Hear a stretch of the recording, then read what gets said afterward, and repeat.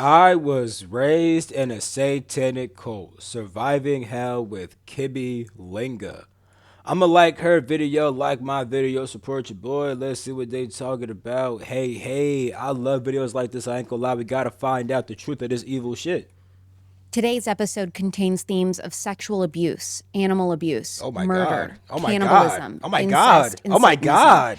Listener discretion is advised. Well, y'all can see we found. Kibby doesn't observe Halloween and asks for extra prayers for our animals and children today. I'm a satanic ritual abuse survivor. There's a lot of controversy around that. I strongly believe my mother had 3 children in order to create a cult and to do these sick crimes that fulfilled her sick desires. How much do you remember about the very first ritual that you witnessed? There was a victim named Sam. I remember my mother taking a pliers. Did your mom force you to eat Sam? Oh nah, bro. Yeah, we found us a good one. Alright, okay, hold up. I'm about to skip her intro because we're not about to sit through all that. Alright, let's go.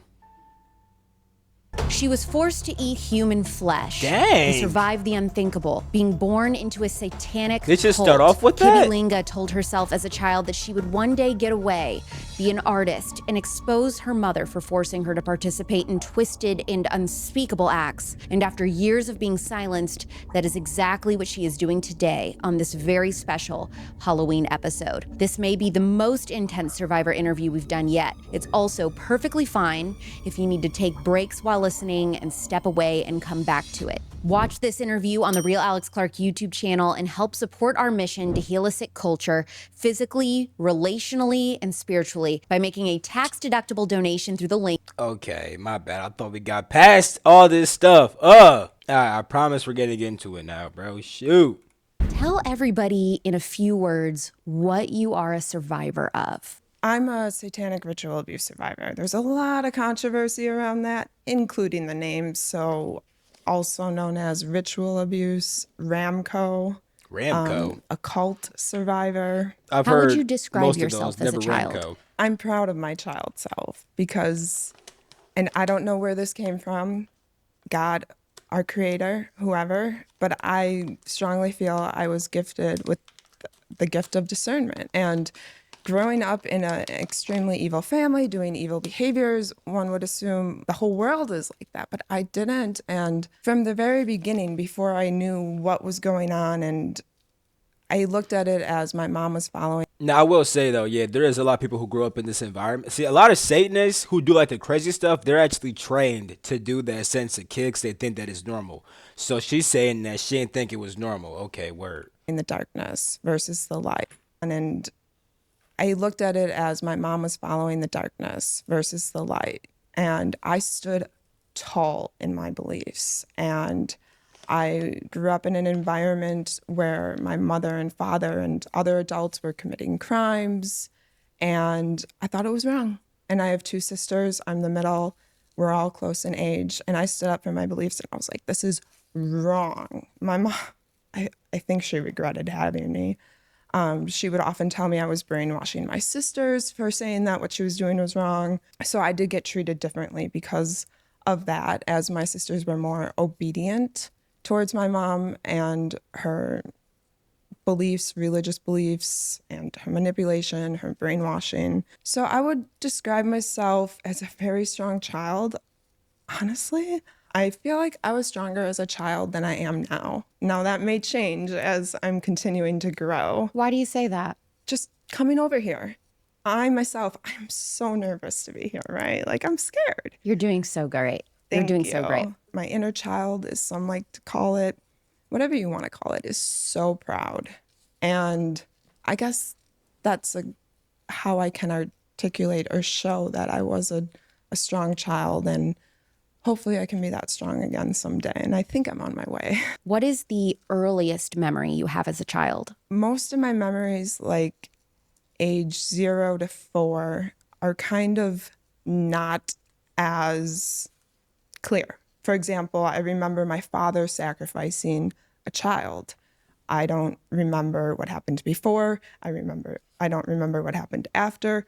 I just know that he used a bat during this sacrifice. Oh my And there God. are 4 rituals or sacrifices I remember most. So it's difficult for me to say what my first memory of the abuse was, because it literally started when I was 0. I strongly believe that my mother had 3 children in order to create a cult and to do these sick crimes that fulfilled her sick desires. I will pinpoint when I was about 3 or 4 years old. I was put into this cage in the basement, the same cage my father would use to get his children. I was not okay. I was put there because I was brainwashing my sisters, because I was always like, this is wrong to my sisters. And I don't think my mom wanted me around my sisters, particularly my younger one, because she was siding with me, especially in the beginning. So when I'm in this cage, I'm not okay. I was not okay. I was claustrophobic. I couldn't contain my bowels. I didn't know what to do. And so I Like asked for pooping on help yourself? from our creator, or actually at that point, I called him God, because Catholicism ran on my family side, my mom's side, very much so. And the abuse at home was rationalized with figures from the church, particularly Jesus. She would also often pretend to be as important as Mother Teresa or How did Jesus's she mother use Mary. Jesus for this? I didn't trust these figures, these prophets, whatever you want to call them. The That's only one interesting. she didn't like use against me was God. So I'm in this cage, and this is That's very interesting, mainly because most of these people who go through this end up becoming religious after it. But she seems like she's not even with that religion shit, because she grew up in a way where that shit was twisted against her. That's interesting as hell, bro. Um, okay. not my earliest memory, but one of my most favorite, one of the most impactful in my life. I don't know how long I lasted until I asked for help from our creator or God. I don't even know his name. We're all arguing about, not arguing, but we just can't come to an agreement about it. But I asked for his support, and within very limited amount of time, I felt this outside presence. I couldn't see it, I could feel it, and I felt better and like a-okay. And it wasn't a one-time occurrence. I was put into this cage, and over time the cage became calming, therapeutic in a way, because when I was a child, I have this thing with having my feelings. I love having my feelings. I think I learned that as a child, because I realized when something bad happens and I have my feelings, it makes me stronger to keep going. And so in this cage, I felt so protected by this outside source, and it became like a safe place for me. Who was the That's ringleader? twisted. Was it your mom or your dad? My mother. Was your dad a reluctant participant or fully invested in everything that she was having the family do? My father, from what I know, he's from New Jersey. He moved out to Minnesota. Hey, shout where out he met my Jersey. mom. I'm from Jersey. He was also religiously abused with Jesus. And I know he wanted kids. And so he was dating this woman, and she couldn't have kids or didn't want them, one or the other. And then he met my mom, and she wanted kids right away. So he goes, I'm going to be with this woman. I think he really wanted kids. He is a doormat, like very vulnerable, very broken and not fixed. I don't know exactly his main motives for marrying my mom or going into the cult, but I'm going to assume it was to have kids. Was your mom also abusive towards your dad? Yes, he was so submissive. He was like anything she told him to do, she had to do. And I believe he got off to it too. What was your mom's upbringing like? What do you know about your mom's upbringing? All I know is what she's told me, and I don't know what's true or what's not true. When I ask her about my grandmother's upbringing, she says something to me like, that's not your childhood to worry about. And with all the recovery I've done, I know that's a sign of gaslighting. And so then I say, but it is. That's my family. That's my grandmother. And then she'll come up with this story. And I don't know how much of it is true or not true. From the sounds of it, My mother did experience satanic ritual abuse. I can't make that a fact. She probably There's did, though. clues. She's told me stuff like, the stuff I'm doing to you happened to me. Also, a huge It's clue probably true. is my grandmother was a part of the grooming process. Of you? And Yeah, my it makes sisters. sense. Makes Although I sense. have not seen her participate in a child sacrificing ritual or even animals, because one ritual was with cats. She would buy us porcelain dolls, and then when we would go to grandma's house, we would feed the porcelain dolls potion. So there was like no actual potion in the bottle, but that was our family's code name for psychedelics.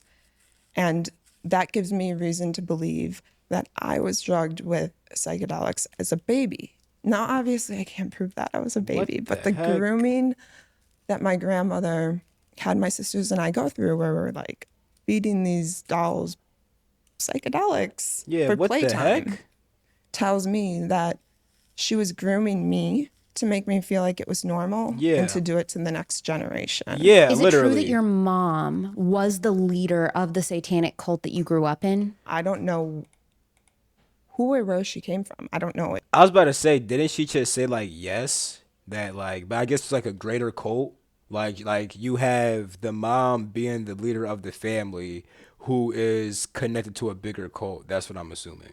If she's working under a bigger organization or group, but from what I experienced, yes. One way my story differs from a lot, but not all, is that I wasn't affiliated with any high profile people or elites that I know of. I come from a middle class family. Okay.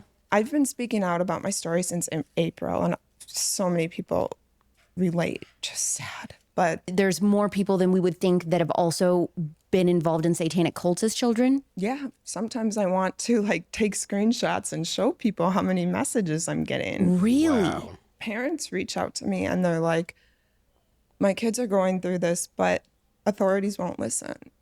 And that's what happened to me too. Wait, Who alerted the how the heck would hold up? Wait, how are you a parent and your kids are going through this?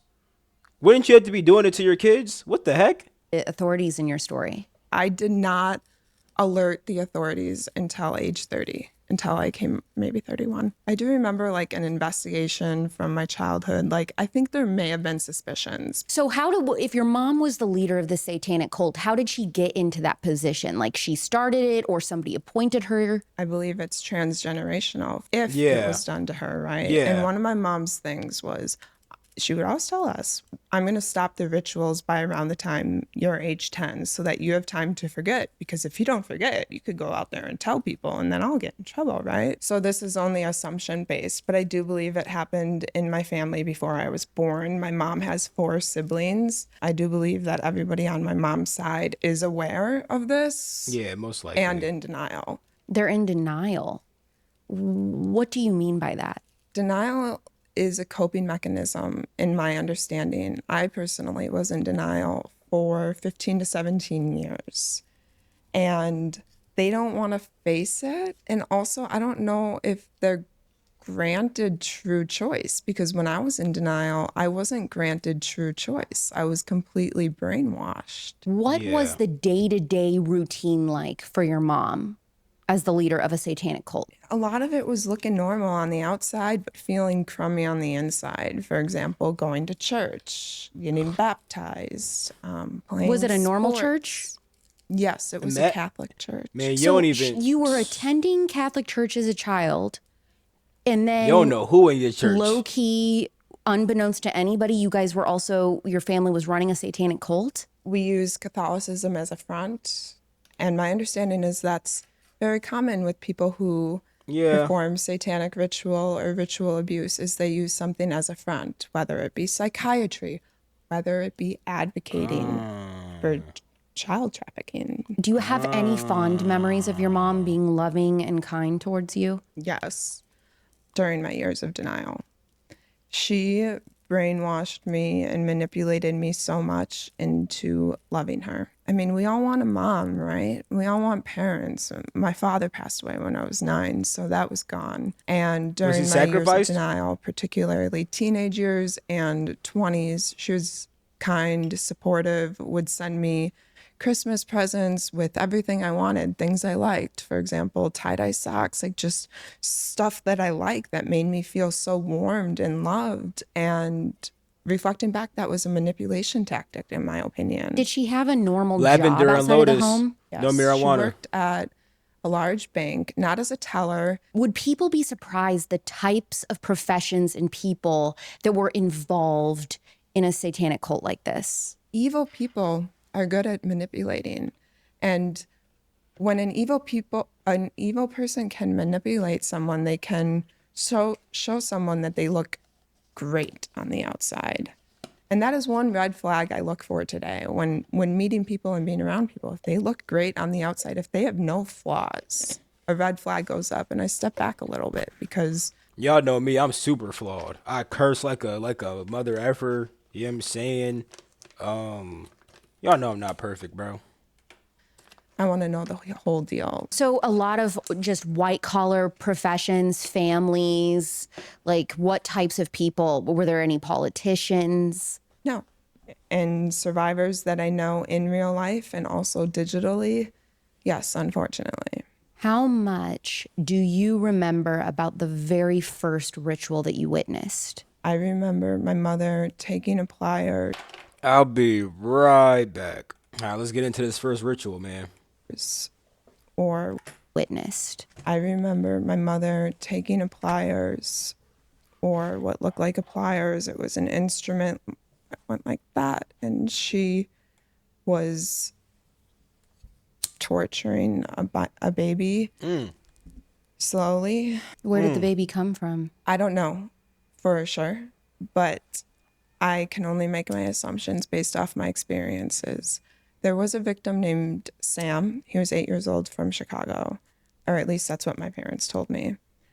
Most traumatic night of my life. Like, my mom and dad were like, he's your new brother. We had dinner with him. They called it the Last Supper, and afterwards they sacrificed him. So I got that name checked out by the authorities. There was no match, and I'm like, okay, Yeah, I either bet- my mom was lying about his name and location, or She was probably lying because his name was freaking Sam, that basic behind name. he came from somewhere else, or both. This was Yeah, in it's probably both. 2019. I started recovering from the cult stuff in 2018. Since then, I've learned how big our child trafficking issue is and how most likely Sam and the other victims came from broken places. My father was in charge of that. Like I said, he obeyed my mom. My mom said, go get a child. He did that. Oh my God.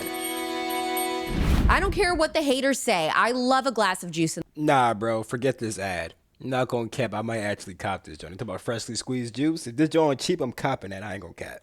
All right, the ads are over. Do you have any idea about the methods on procuring a child? I think there was connections, the black web, dark web, places I don't visit. I do remember my mother and father recording the rituals. So there's a chance that perhaps they exchanged the video for money or for a child.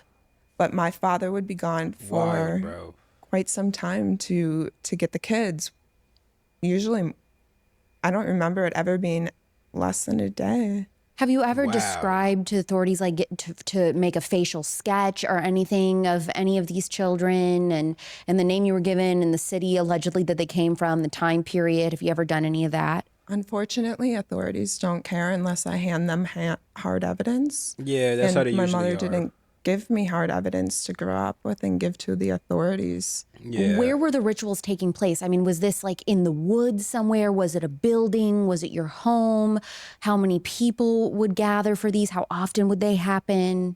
I remember 4 rituals well enough that I can speak about with confidence, not just the ritual, but the beginning, the middle, the end, who was involved. My family lured in at least 2 other families from the church for these sacrificing rituals. Where would you host them? We lived in a duplex. My most wild, traumatic event was actually at a duplex. There were 2 of them at friends' houses from the church. There was one in a rural area in a barn. Was it like the movies portray, Eyes Wide Shut, cloaks, all of that kind of stuff? I haven't seen any of those movies, but so many people comment on my content like, this is like Eyes Wide Shut. So Were people covering their faces, or everybody was just out in the open? I differ from Eyes Wide Shut because it was not that big. The cult I grew up in was not that big, at least what I experienced. Maybe there's more that I don't see. But yes, the masks and the costumes, and it didn't happen all the time, but it did. And I believe it was to make us kids look crazy if we say anything. What did the costumes look like? So I remember my mom wearing the devil horns sometimes, so I could still completely see her face. There was another ritual where my mom lured in a family from the Catholic Church, and the father, he was actually like mid-20s maybe at the time. He wore his daughter's Minnie Mouse costume, and maybe to confuse us in case we said anything, because if I go to a family friend or an authority and say, I saw Minnie Mouse kill a child, they're not going Yeah. to take me seriously. But And what another the- thing my mom did a lot, and trigger warning, is during these rituals, she would take a broomstick, and like one of the main motives behind all this, from what I've observed in my opinion, is that it was for sexual pleasure and gratification. And so during the ritual, she would take a broomstick and go like this in between her legs while the torture was happening. And after she would get off, and it was obvious, then she would continue to essay the children. What? And I believe she did that as a way to groom us to think that it was normal and to do it to the next generation. And also physiologically, if she's training children to get off to control and evil, what is that going to do to a child? Growing up, I thought my family was the only evil one. Come to find out, this is actually way more common than I thought. The broomstick thing, there's also other speculations that I don't know are true or not about like putting hallucinogens on it. I don't know if my mom did that. One thing is that if I were as a child or an adult to go to an authority or for someone for help and say, I saw my mom being a witch, killing children, they're going to think I'm crazy. So it's Yeah. like one of those other things that they do where, in my opinion, they do it to make the child look crazy if they say anything. So when they would perform these rituals and human sacrifices, were they like, okay, Kibby, watch this, this is what's happening tonight, or they would just do it knowing that you were around, or were you specifically told to watch it? I was specifically told to watch it. And I believe that was to train me, to get me to physiologically find pleasure from this. You're watching satanic rituals and babies being murdered at night, and then like, are you guys doing birthday parties and like normal family stuff like that in the day? Yes. So we celebrated Christmas, we celebrated all the holidays with my mom's side of the family. Was your mom ever openly saying things like Hail Satan or anything like that? Or it was just like, we're doing these sacrifices, but we're saying we're Catholic? So she never said Hail Satan that I remember. Sometimes it like seemed like she praised Jesus and she actually believed in him. I don't know if it was a manipulation tactic to use against me. She didn't say Satan. She said that she worshiped the devil, and when she gave her soul to the devil, she could get whatever she wanted. And that actually enabled me to develop dissociative identity disorder, which I worked on very hard and has been taken off of my charts in 2023, the beginning. I didn't know that that was something that you could overcome. I thought you just learned to Yes. live with it. No, and I Really? strongly disagree with that. And So you had different personalities and different alters, and then you were able to completely. Yeah, why wouldn't you be able to fix that? Why wouldn't you be able to fix that? I don't see why that's so crazy to believe, you know? Be done with that? And it happened because around age 9 or 10, I go, Mom, how am I going to live a normal life, right? Like, how am I going to, I want a happy life. Like, look what we just experienced, because the rituals did stop at 8. And she goes, well, you can do what I did, what I do. And that is that I give my soul to the devil and he gives me a new one. And when I get a new one, my pain goes away and I get to restart on another life.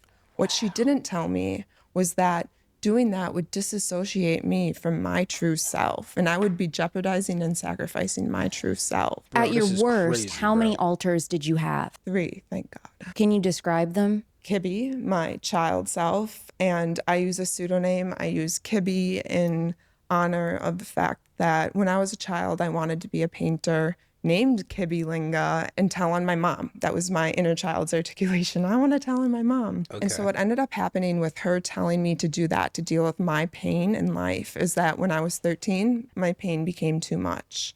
So I switched my heart or soul, Kibby, with the devil for a new one. And because I love colors, I went from a green heart to a purple heart at age 13. So at age 13, I'm literally thinking I'm on my second life within the same life. And that's okay because it's helping me cope. And so as a child, your way of processing, okay, now I'm a new person, I'm starting over, is you would imagine your heart turning a different color. Like, okay, now I'm new. I have this new heart. I'm a purple person versus a green person. New color, new Yeah. name, new And so who was the second person? page. Okay, and what was Paige like? Very carefree, very fun, kind of like avoiding everything that had happened and living my best life. But that best life didn't look that healthy. Would you have different handwriting and cadence to your voice and things like that? Until I was 30, until I embraced the trauma, I didn't like have switches other than the designated time, like at age Where your heart was 13. changing. And then the next one was at age 24. Okay, and who was at 24? Then I went from a purple heart to an orange heart. I went from Paige to Tuna. I had to think of the name last minute. I was in so much pain. I'm like, Yeah. Tuna it is. And that was from 24 to 30. And then I started embracing extensively this cult stuff. And that's when I started switching. And that was in 2020. And thank God for the pandemic because I didn't have to work for about 2 years. So it was like my main focus to embrace these personas, nurture them, get to love them, help them, be there for them. I was in a state of confusion. I literally thought I was 3 different people within the same body. So you had to go back and you had to heal each one of those 3 people, I'm assuming. Yeah, it was kind of like I was going back to each of those eras and reliving those lives in a better way. And now you're Kibby again. I mean, yourself, you're back to Yeah. yourself, and you're wearing a green shirt today. I have to point out for those that aren't watching on YouTube. So was that by design? Yes. Yes. The other kids in this satanic cult, just their families were involved. What were they like? What were their parents saying to them?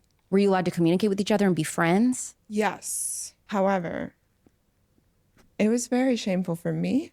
So I presume it was very shameful for us. So us kids didn't talk about it much. Do you know what happened to any of them? Like, have you ever found them and talked to them about what happened to you guys? I've reached out to all of them. They're all in denial, like heavily in denial. There was one sacrifice where two cats were sacrificed, and I did receive some validation from that, but not from the person who sacrificed the cat themselves, which happened to be a child. That was a sacrifice where a child made the sacrifice. And her older sister is the one who kind of like validated some questions I had around it. Were there ever explanations of like, here's why we're doing this, here's why we're killing this baby, here's why we're eating this person? Was there any explanation given? Her rationalization was that she was the chosen one. She could not control it, right? It was just a fact. She was chosen to sacrifice, to do these sacrifices to wash away our family sins and everybody else's around us. So she told us that she was doing good. However, I disagreed because sacrificing anything with feelings and a heart is wrong because it would be wrong for someone to come up to me and sacrifice me. What sorts of education were you given? Were you attending public school in the midst of all of this, or were you homeschooled? During the rituals, age 0 to 8, I think we were pulled out of the Catholic school age 9 when I was 9 or 10. So I had the Catholic school in the beginning and during the rituals, and then when the rituals stopped and my mom decided I'm not going to do this anymore, I'm assuming for her to it's going to help her not get away with it by stopping it at a young enough age, right? And at that point, she quit religion cold turkey and took us from the private school and put us into public and put us into all these extracurricular activities. Dealing with the abuse that you and your siblings endured, did you guys struggle at all in school? Were there behavioral issues? Did you have trouble making friends? As far as my sisters, like, I don't know for sure, but they appear to have done a lot better than me in school. They were also more under my mother's control. I struggled a lot, but I'm smart. For example, my mother would put me into a special ed class. And, you know, at this point, I'm already in denial. And if I have my mother putting me in a special ed class, like, I kind of feel like there's something wrong with me. That seems like a direct, deliberate move to, again, prevent you from being able to speak out about what was because it's like, oh, she's special. She's just crazy. That's wild, bro. happening. People would doubt it because you're in the special ed class or, you know, well, she's got some of these issues. So, like, she might say some crazy things sometimes. You know what I mean? That kind of seems like maybe that was on purpose. Yeah. I have so many stories like that. Like, I struggled with drug addiction due to my trauma, the scapegoating, the pointing the fingers at me from age 21 to 24, 16, 17 to 24, on and off. I'm 36 now. And that's another example of, you know, like, there's something wrong with Kibby. Like, she has this thing, but in all reality, my true self wouldn't use drugs. And I did it for a reason. And there's a lot of examples. I feel like that's when she was Paige. Because when she said that she was Paige and that she was super carefree, I imagine, like, maybe like a little bit of a party girl, maybe doing drugs and stuff like that. And I think she stopped being Paige when she was 24 to 30. And she said this was happening from like 16, 17 to 24-ish. So she was probably in that Paige character. This is ridiculous. Like that, like, kind of like dumbing me down, pushing me in a corner where it looks like I'm not presentable to society or humanity. Talk about what. Okay, so they're about to get into the sacrifice of Sam. And then, yeah, it's going to be some more stuff. If you guys want part 2, let me know. I'm going to be reacting to a lot more videos like this. It's going to be a lot of ex-Satanist videos and a lot of Secret Space Program videos, bro. Because I'm trying to expose the truth by watching other people expose the truth. So if you guys want like a little part 2 to this video, bro, let me know. I'll record that for y'all. I'll make that. We'll probably finish this whole entire podcast, to be honest, for part 2. And I'm going to end the video right here. So, yeah, I love you all. Catch you in my next video. Peace the freak out. You smell me.